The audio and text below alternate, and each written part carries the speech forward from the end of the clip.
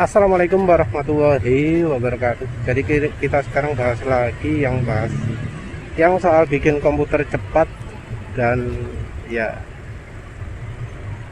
ringan gitu ya. Jadi kemarin editor install Windows RTM. Windows RTM itu adalah Windows awal-awal ya. Kalau mau cari source-nya ada di archive.org. Nyari ISO-nya Windows 10 RTM. Kalau soal license ya silahkan atur sendiri. Dari expired uninstall kayak opo. Ada KVM, KMV, apa itu? KMS ya, sorry. Ya silahkan usaha sendiri penulis ya, gak nemu sing anyar maksudnya. Jadi ada beberapa cara sih, baik Windows maupun Linux ya.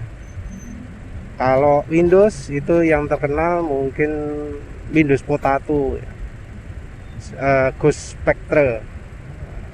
Jadi Ghost Spectre itu adalah nama channel YouTube yang dia juga sharing source-nya, ISO-nya Windows yang sudah digunduli, sudah ringankan.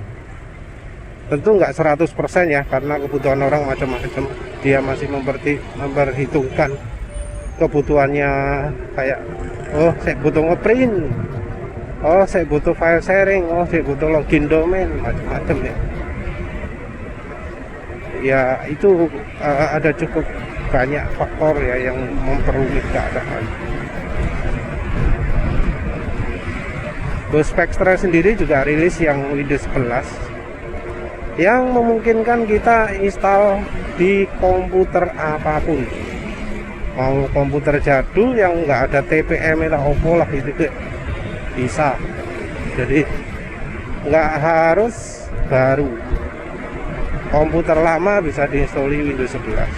Walau penulis sendiri males nggak Windows 11. Windows 10 pun penulis juga nyari yang versi paling awal. Kenapa? Karena itu yang paling ringan.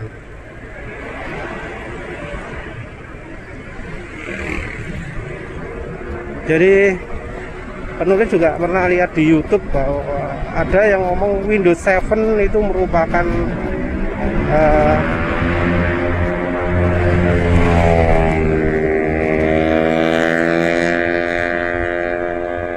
Windows 7 itu katanya adalah basis OS yang paling ringan, yang memungkinkan kita install program terbaru. Itu bohong ya, bohong. Karena apa? Karena supportnya Windows 7 sudah dicabut, apalagi yang 732. Itu mungkin misalnya 764. Tapi tetap banyak aplikasi-aplikasi yang sudah nggak support Windows 7.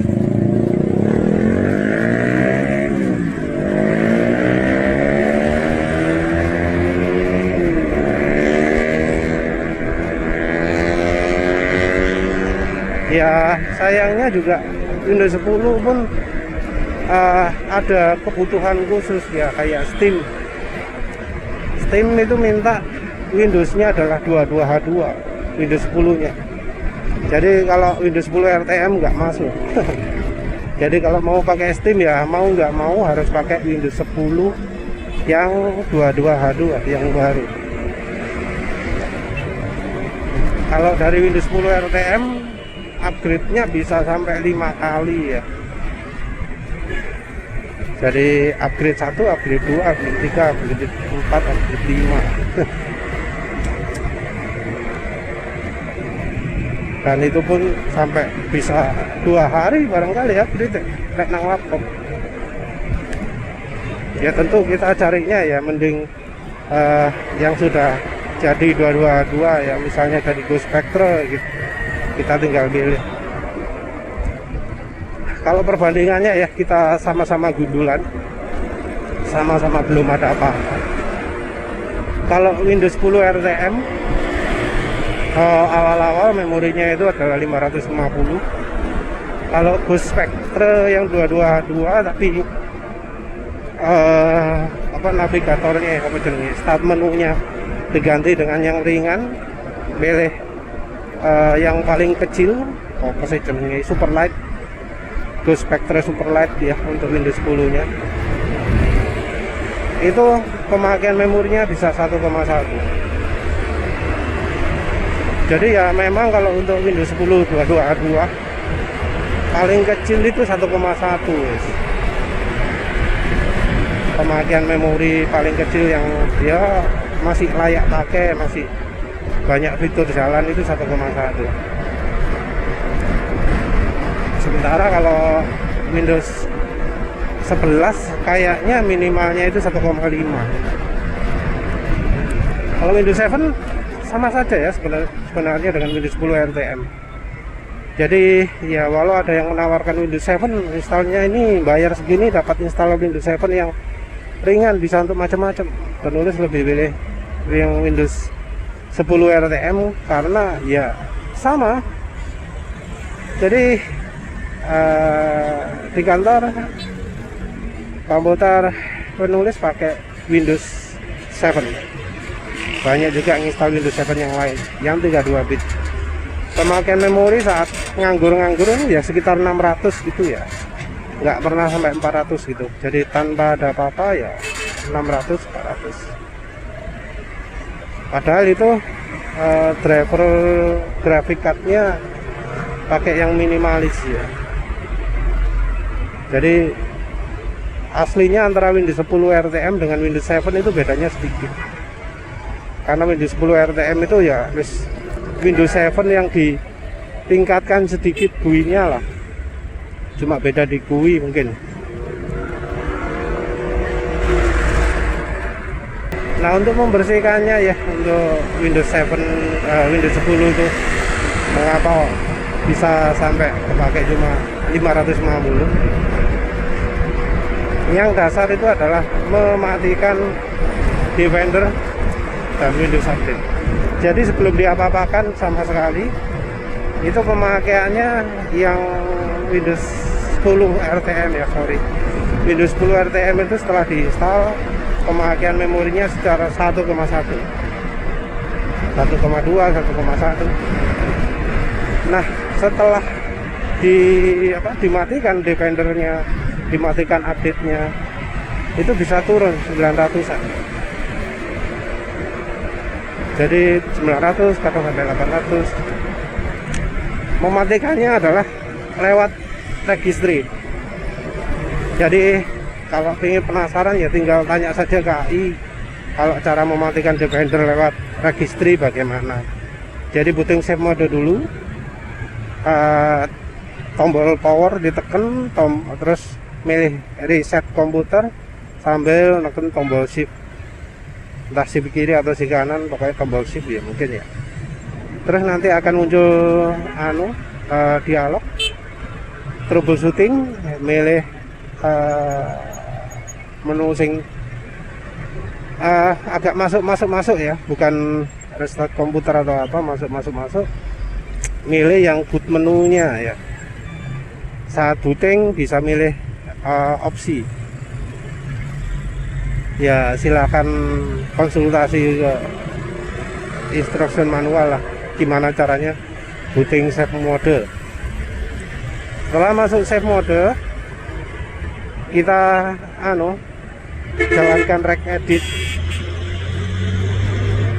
regedit, terus matikan Defender, matikan update. Kalau yang update WUA SRV, USO SRV kalau nggak salah, sama WAA Medic kalau nggak salah. Kalau yang Defender kita tinggal cari kata-kata Defender gitu, terus kita matikan semua service yang ono kata-kata Defender nih. Wah, pokoknya akeh. Yang utama sih WinDefend, tapi yo lain-lain ya nggak perlu. Matikan juga Sysmain ya, SYSMAIN. Itu sebenarnya adalah fungsi cache yang katanya sangat penting ya. Ya memang sih, kalau Sysmain jalan itu memori bisa berkurang gitu ya. pemakainya kalau nganggur. Tapi ya gitu, masalahnya Sysmin ini saling berkompetisi dengan aplikasi. Jadi ada laptop yang penulis install ulang karena lu lambat sekali ya, karena banyak aplikasi sing wis gak perlu. Ono aplikasi ini Microsoft pisan ya. Microsoft Windows. Microsoft Office. Ya itu bikin lambat, walau sudah di-uninstall tetap lambat. Kenapa? Karena dia nyisakan kayak font, kayak macam-macam yang masih tetap kepakai sama Windows-nya dan dianggap itu permanen. Di-delete nggak bisa. Terutama soal font ya, ukurannya gede-gede, sangat besar dibanding font bawaan Windows yang kurang dari 100 kilo atau 1 mega. Itu di bawah di atas 3 mega lah. Bikin kalau kita milih font jadi lambat, buka aplikasi sing tag editor jadi lambat, gak cek buanter gitu. Ditambah ada Sysmin lagi, ketika booting komputer itu aplikasi yang makan resource paling banyak itu Sysmin. Kayak apa no Sysmin misalnya bikin lambat gitu. Ya wis install ulang pakai RTM banter wis. Setelah disable Defender dan Windows Update, aplikasi-aplikasi yang connect internet yang kita itu nggak perlu ya, aplikasi-aplikasi yang banyak melakukan aktivitas harddisk, yaitu aplikasi-aplikasi monitoringnya Microsoft. Ada misalnya customer experience program, ada application compatibility, app compat itu. Nah, terutama app compatnya itu ya, itu sering sekali bikin lambat. Ketahuan kalau untuk laptop yang cukup lambat itu. App compat itu kadang makan resource-nya lebih besar daripada aplikasi. Padahal yang dilakukan app compat itu ya ngecek kompatibilitas kan harusnya. Tapi kenapa kok jalan terus?